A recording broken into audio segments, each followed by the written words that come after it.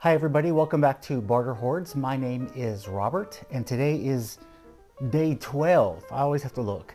Day 12 of March Malt Madness. And today we have a matchup between a Highland whiskey and a Speyside whiskey. Sort of. The reason I say sort of is the Dalwhinnie 15, the Dalwhinnie distillery, the village of Dalwhinnie, is technically in the region of Speyside, but Speyside is actually a sub-region. The entirety of Speyside region, according to the Scotch Whisky Association, is within the Highlands, and so Speyside distilleries have the option to either market themselves as Speysides or as Highland whiskies. And Dalwhinnie calls itself a Highland whiskey, so that's what I will call it. Glenfiddich, which means the Valley of the Deer, which is why their logo, if you can see it there, is the stag head, is a Speyside. But they don't choose to put Speyside or Highland on their labeling anywhere, but it's generally understood to be one of the typical examples of a Speyside distillery. Okay, technicalities out of the way, let's talk about the whiskeys themselves. The Dalwhinnie 15 is one of the 6 classic malts of Scotland. The company that was bought out by Diageo marketed what they called their 6 classic malts of Scotland, one from each region except for Campbelltown, because they didn't own one in Campbelltown. And for the Highland region, the Dalwhinnie 15 was their example of their Highland classic malt. And so it's received a lot of prestige that way. Some of the other ones that we've already discussed, Talisker is one, Oban is one, I forget what the other ones are, Lagavulin is one. We have that coming up in future. So I think Glenkinchie might be another one. I'm not sure, but I think it is. Anyway, so Dalwhinnie is one of those 6 classic malts of Scotland. It is matured 100% in ex-bourbon barrels for all 15 years. Another interesting tidbit about the Dalwhinnie distillery, it is the highest and the coldest in all of Scotland.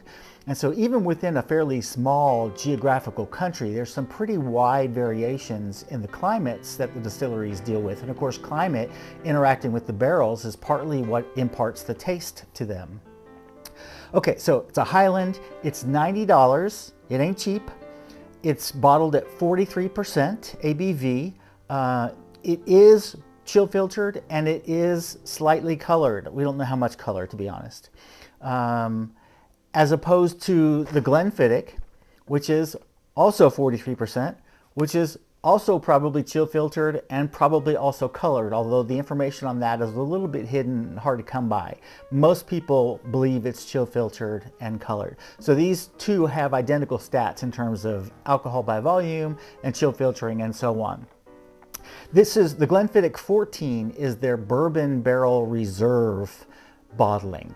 And it is $75. This one is available in North Carolina. This one is not. And it's matured for full 14 years in ex-bourbon barrels.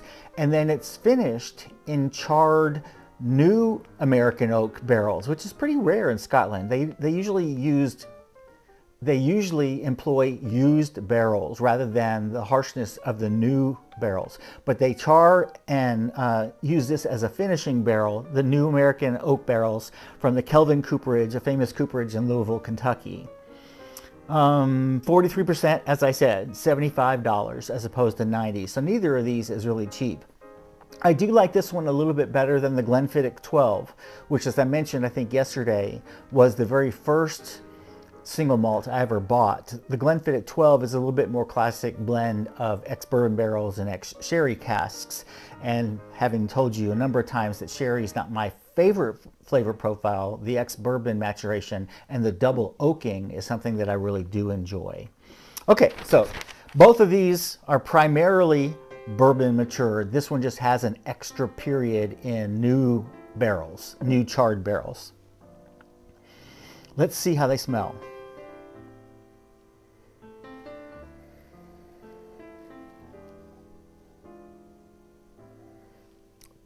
Almost smells like a little bit of heather and vanilla, and just a faint, tiny faint note of peat, but you almost have to look for it. It's not going to hit you in the face, but it's there. A little bit of citrus.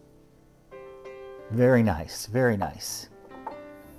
Okay, let's try the Bourbon Barrel Reserve.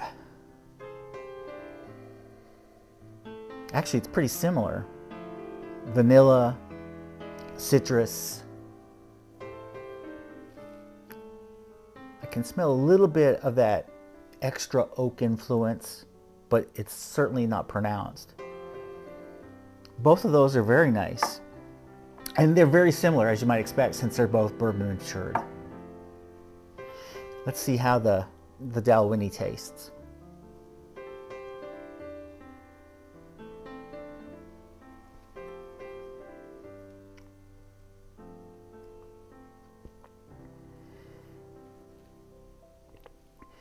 Okay, the honey, the vanilla flavors, maybe even a little toffee, and a tiny little bit of spice, and maybe peat smoke on the sides. That one changes quite a bit as it sits on your tongue. The finish kind of changes to a combination of the sweetness and the smokiness, but the smokiness is extremely subdued. It's mostly the sweetness from the vanilla and the honey, maybe a heathery smell. Really good.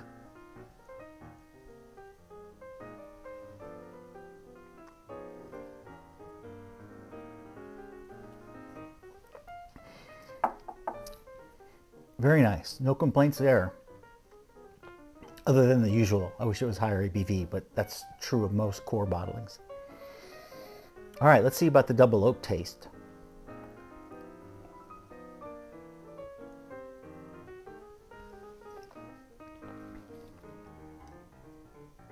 I'm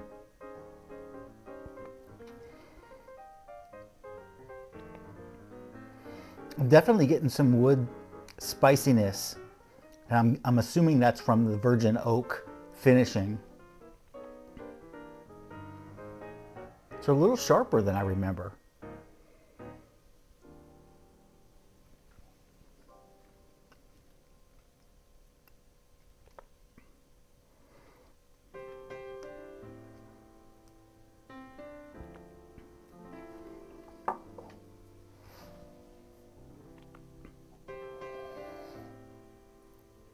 My worry is that I'm not a cheap date. I keep picking the expensive whiskeys.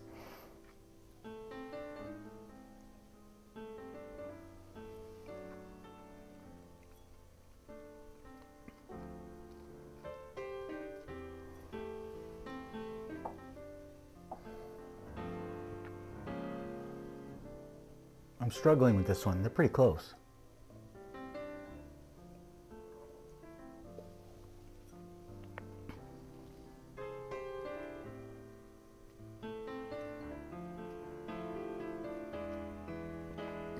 I think in the end, the only real difference to me is that there's a sharpness to the Glenfiddich that I'm not getting from the Dalwhinnie. The Dalwhinnie is a little bit more balanced, a little bit easier sipping.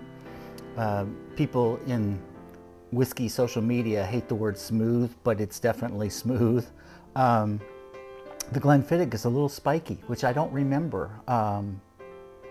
It's been a long time since I've had this one, but it's a little spikier than I remember. So I think tonight I'm going to advance the Dalwhinnie 15 and say goodbye to the Glenfiddich 14. In fact, I've got probably only a little bit left in that bottle, so that probably is going to disappear this weekend.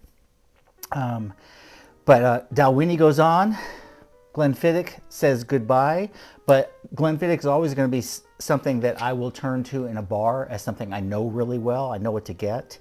I tend not to go with the 12 because of the sherry, and it's also watered down to 40%, whereas this one's 43% if they have it in the bar. I haven't tried the ones beyond the 14 though. I know there's some good ones that are a little bit older, but I haven't had a chance to try them yet. Okay, so that's it for day 12. For day 13, we're getting close to the end of round 1. Day 13 is another one of those classic six classic malts of Scotland, the Glenkinchie 12-year-old versus GlenDronach 12-year-old. So that's what's ahead for day 13. If you've had either of these or both of these and have preferences, drop me a note in the comments. Let me know what you think of these, which ones you personally enjoy. And I will see you all again tomorrow for day 13. One of these days I'm going to get the numbers wrong. Day 13 tomorrow. Bye, everybody.